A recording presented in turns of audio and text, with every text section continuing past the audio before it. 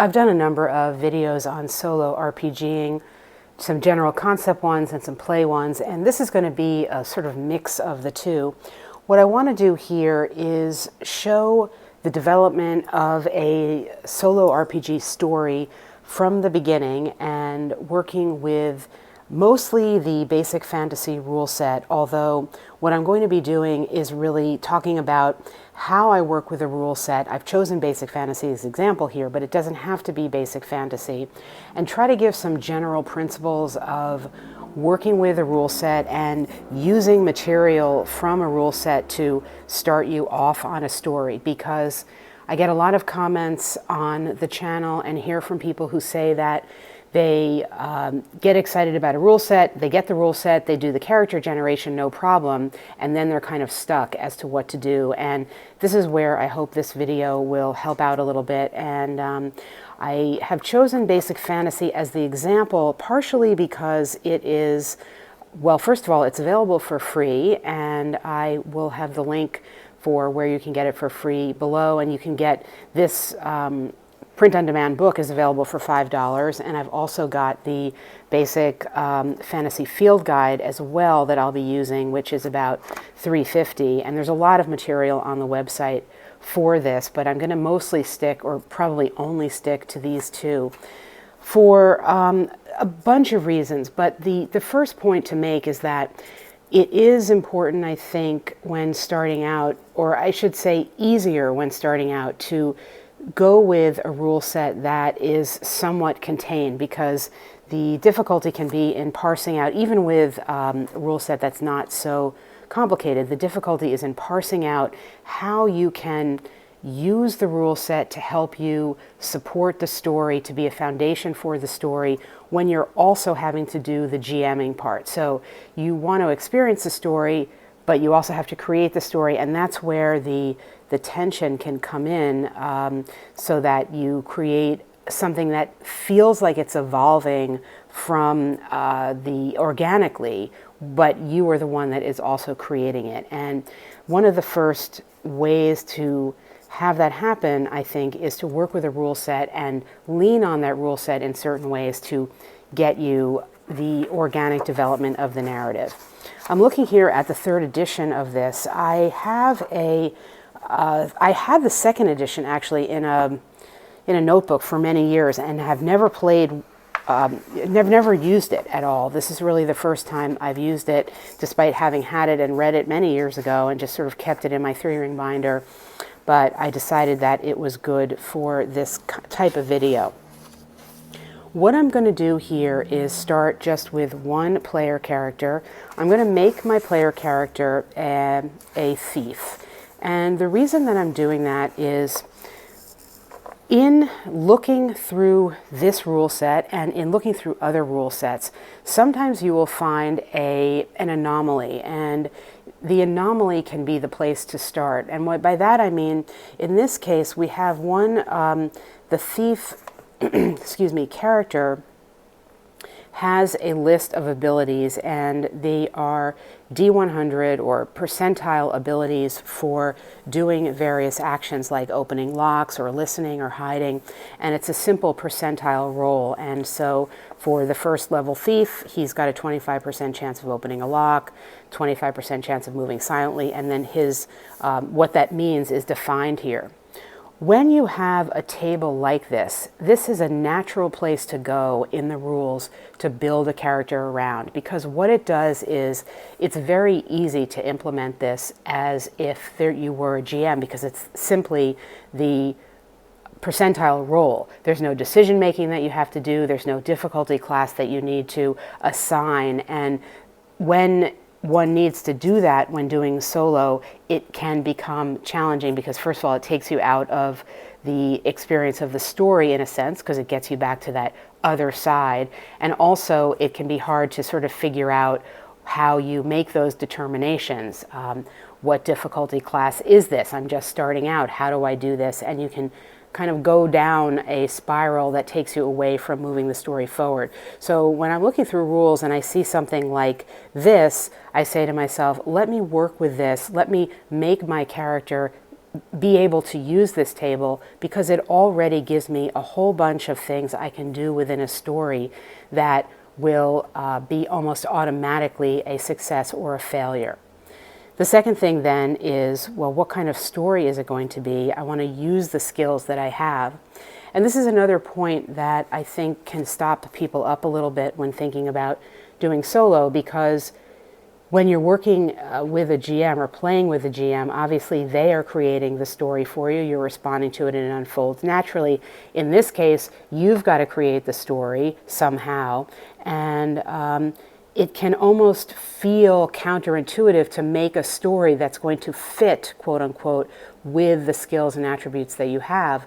But when you do that, you have actually something to do with your character. And we'll see this as we progress. Now, I should say, I haven't really started doing anything yet. I'm going to show you how this all develops. All I did do was start to roll up this character, and I have the stats and things printed out here. I went shopping, I followed the rules for buying things, and I stuck to a quote-unquote storyline for this dwarf thief. So I've got things that I think a thief might be carrying, and I followed the rules for the type of armor that the thief could have. I gave him a backpack to carry his things. He's got a battle axe and a short bow. I gave him the battle axe because I have a mini in mind that is going to be my thief, and I don't have it out on the table right now, but I'll show this to you. This is going to be pen and paper. I'm not going to be playing this using any of my board game maps or boards, but I did like the concept of having at least a mini in my mind to represent this character a little bit, certainly for the video, but also I think as somebody doing this, when you're doing this on your own, when I'm doing this on my own off camera, that can help a little bit, even if I'm actually just doing basic pen and paper. The second point to mention, and I said this in another context of another video, is I always give my characters a trinket at the beginning. I've got, in D&D, there's the trinket table that I'll roll on. Here, there really isn't that. But what I did find when I was looking through the equipment was I found another anomaly. And I said, again, it's always important in the rules to look for things that are slightly different because you can hang a lot on that. So in looking here, this is the equipment table, and you've got lots of basic equipment here. But what the anomaly that I saw was, I saw here there's holy water, and this is defined somewhere later on. But then there's something that says holy symbol. It costs 25 gold, which is actually that's the most expensive of anything here. You could buy a spell book for 25 gold or a large tent, but this holy symbol is 25 gold. And when I looked it up in the explanation of the equipment, while I saw holy water that says it's explained in the encounter section, I never found an explanation for the holy symbol, what that might mean in the context, at least in the context of these rules. That to me was an anomaly. So I gave that holy symbol, I purchased it, and I gave it to my thief. And right now, with that simple action, I already have some story ideas forming in my mind. Is this thief somebody who stole this holy symbol? Is he being chased by whoever he stole it for? Is he trying to bring this holy symbol somewhere to someone? If so, to whom and where and why? Having a trinket, having an item that is just thrown in to the character is a great way to get going with a story. I can't emphasize that enough. As I said here, it jumped out at me because it was an anomaly in the equipment list, and there really isn't, at least in the material I have here, there's not a lot of, I don't think there's any trinket table or item table or things like that, but I found that anomaly. The other way to go is to simply randomly roll on some trinket table that you may have, either from D&D or this rule set that you're playing with, and assign that trinket to your character and see what type of story or hook or idea or narrative that could possibly generate for you as a way to get going. Because again, what happens is at the beginning, you're faced with just this, and it can become daunting after character creation to go anywhere. So tying your story somehow into character creation is a way to get around this facing of this blank page and not knowing what to do. The reason that character creation works so well for soloists is that that is something that is done solo. And so you're basically you're following the rules. And this is another reason why I'm certainly not going to walk you through character creation. Nobody needs to see me rolling 3d6s, but character creation in the whatever rule set you're using is going to be very easy to do solo, because you're just doing it the same way you basically would as if you were in a group.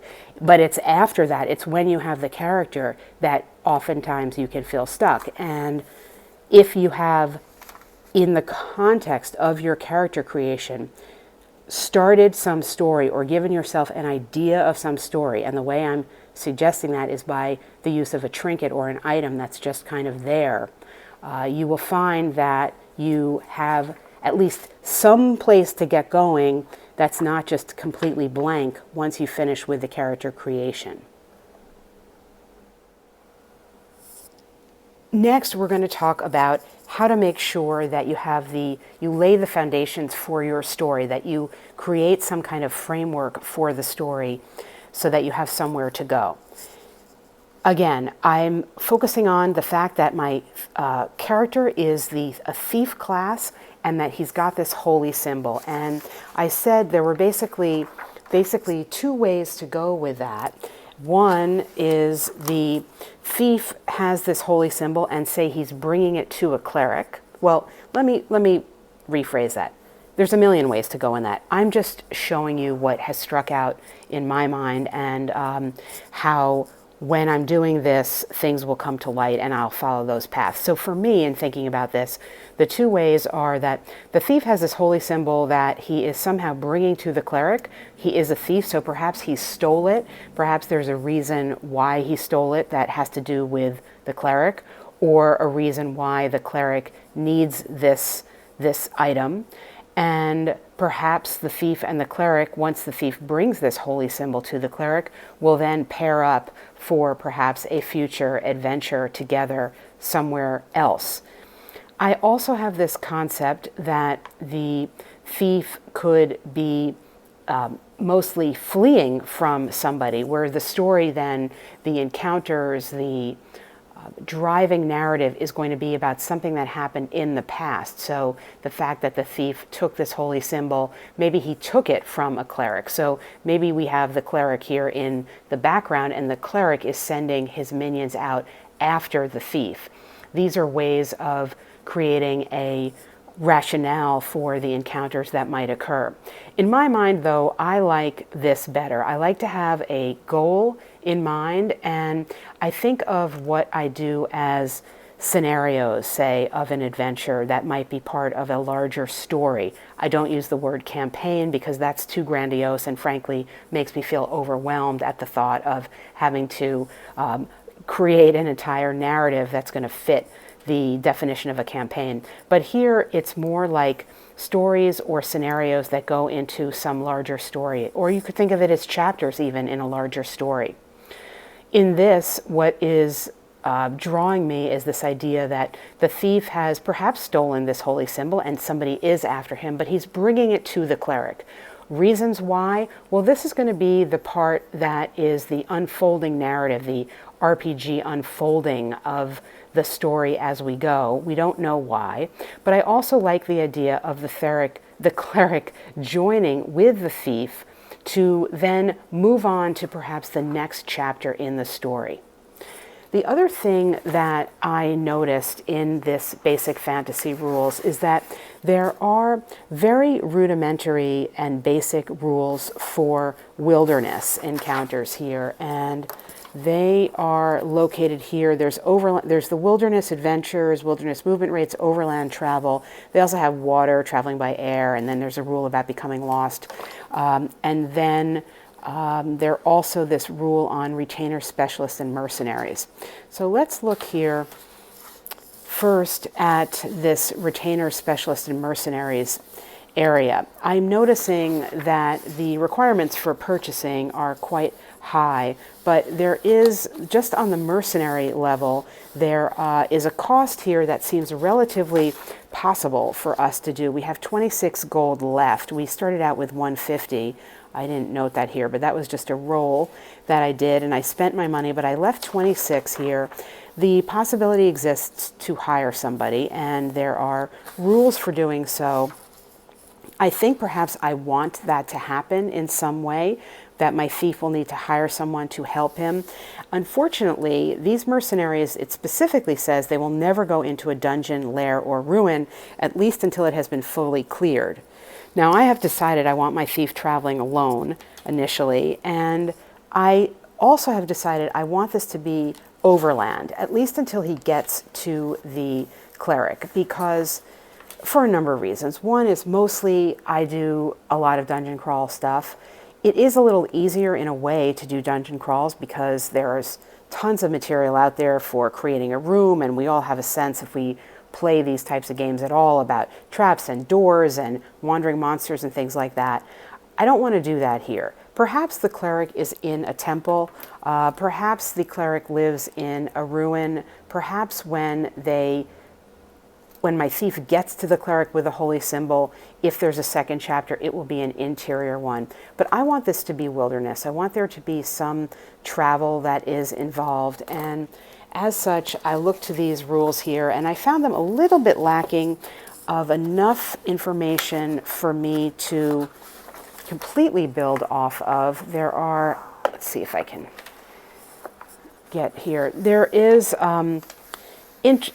movement rates and things like that I'm actually not going to concern myself with. And that brings me to yet another point, which is, how do you edit material to include enough detail to feel like you are playing a game, playing a rule set, creating the game aspect of something, the constraints that you want, that makes it feel like a game, and that frankly makes it feel satisfying when things happen within that rule set.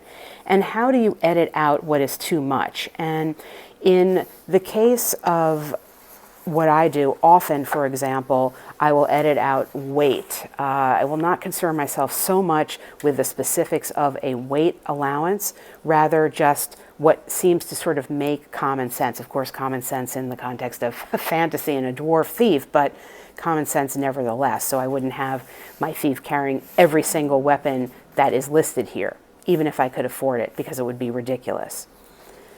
The same thing in this case, as I'm going to be doing the mapping with distance and time. This is, I need to have some constraints for this adventure. I need to have some way of having time pressure for the thief to get to the cleric, unless I just want to have this be a total wandering around a wilderness and just getting treasures and things. I don't really want to do that. So I need to have some constraint of time. And again, this is where I turn to the rule set to see that I could purchase, and I did indeed. I purchased 1 week of rations. So this constraint of the week of rations that came from the rules, I am going to say I have 1 week to get to the cleric. We're not going to be concerning ourselves with exactly how we're eating food, when we're eating food, but somehow we need to concern ourselves with the passage of time and rest so that we can tick off. We have basically 7 days, or however I am choosing to count this, to get to the cleric. So a structure now is beginning to form for this adventure. It's going to be time limited to 1 week. It's going to be a travel adventure outside. Our goal is to get to the cleric and deliver this holy symbol to him. And the encounters that we have along the way, at least partially, are going to be related to whoever we stole this holy symbol from. How do we know we stole it? Well, we're a thief. And when in doubt, go to the default of your character, what it actually means and does, or the default of the setting or the scenario or the monster. So if you are encountering an ogre and you're not really sure, well, that ogre is going to attack you. That's the default. Let the characters be what they would be. To summarize, therefore, right now we've got our basic character or characters. We have the environment that they're going to be traveling in, which is outside. We have a goal in mind, which is to deliver this holy symbol, and we have a basic time frame for this portion of the adventure, which is 7 days. We need to get a little more granular, and I'll talk about this a teeny bit, but save maybe more of that for a different video, on how exactly we are creating the environment that we travel through and how we are populating it with encounters, and also how we are marking the passage of time. Once we have these things in place, it simply is a matter of setting the character off into the environment and relying on what we have put in place to generate the environment, to generate the encounters, to move the character through forward in time to get to the goal, and bam, you have your adventure. On the matter of the environment, really what you need, and this is not offered in the basic fantasy material that I have, although it probably is somewhere on the basic fantasy website, is a D100 table to generate the environment as you are traveling through. When I do this, I'm going to go to my handy tome of adventure design. This is my default book for D100 tables, and I've talked about this extensively in other videos, so I won't go through the details here, but you can just see here there's an entire book on non-dungeon adventure design, and I will go there to create either to roll directly on one of these tables or to figure out if I have a more meta table about whether I'm going to be in the desert or the forest or the hills or whatever. But that's basically what you need. You just need some way of generating an environment for yourself, and then you need some way of populating that environment with environment appropriate enemies. One way to do that, and you could do this using Basic Fantasy or whatever other rule set you have when you go to their monster guide or whatever they have, is before you begin, look through and select some enemies and do a key for them that will show you, that's something else, that will show you who would be appropriate to what environment. So for example, I've done this on video in other videos, and I'm not going to go through the whole thing here, but I will give you this example where what you could do is go into your monster manual and you could say, come up with, I don't know, we'll just make it easy, come up with 8 monsters that could be in, say, a desert environment. Key D1, D2, D3, D4, etc. When you get to a desert environment, you would roll your D8, and that would be the encounter of the monster that you had. The other thing you could do, if you wanted to, is have, say, 2 spots with no monsters, and you could be rolling a D10 so that if you wouldn't necessarily have a monster encounter there. And obviously, the higher up you go on the blanks, the less chance there is for a monster. You could also have an escalating scale of likelihood of encounters so that after, for the first, say, day or 2 or 3, there would be a 30% chance of having a monster, and then it would escalate from there under the assumption that the population around got word of you traveling through and therefore was more on the lookout for you. That gets a little bit more involved. But basically what you need to do is simply have a way of creating tables for yourself that will give you the appropriate monster. And it takes just a little bit of work and a little bit of willingness perhaps to mark up some listing of monsters like this with numbers and keys so that you can just roll on it and come up with somebody that you would be facing. Obviously, you could do this for mountains and you could do this for forests or whatever type of environment you have.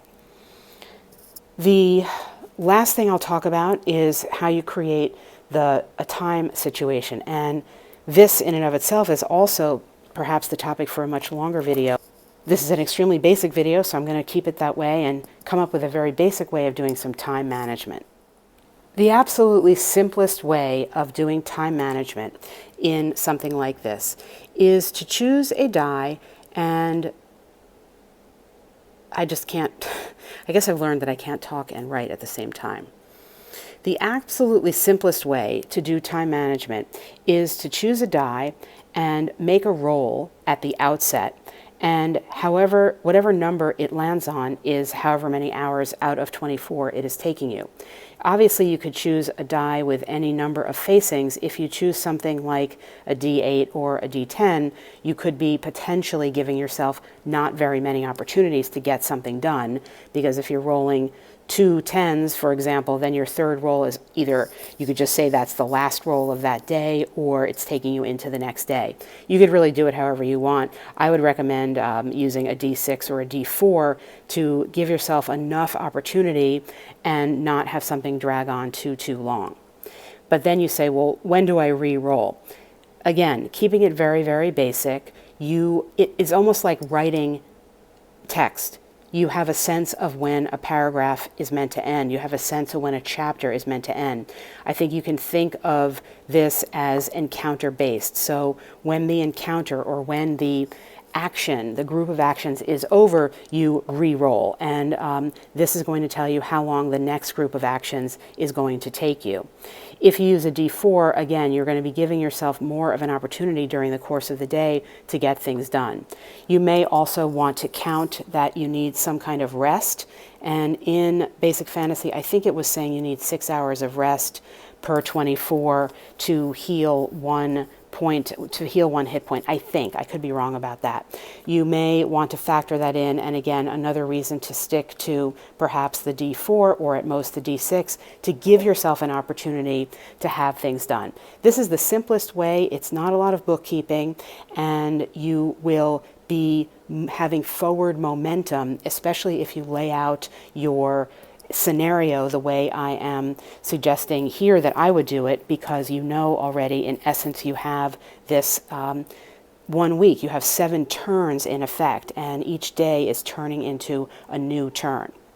You could get a little more complicated, but not a lot more complicated, by doing a day-night thing, and you could also, if you wanted to, have different impacts of the environment based on whether it was day or it was night. And you could certainly also have different possible encounters based on whether it was day or it was night, and this would give you some other opportunities to put in flavor that could generate narrative, but that is getting a little bit more complicated. And what I've laid out here is just meant to give you the foundation for doing something that is basic, which doesn't mean simple, but basic, foundational, and will get you started from the blank page to having a character in a story with a goal and a time frame in mind.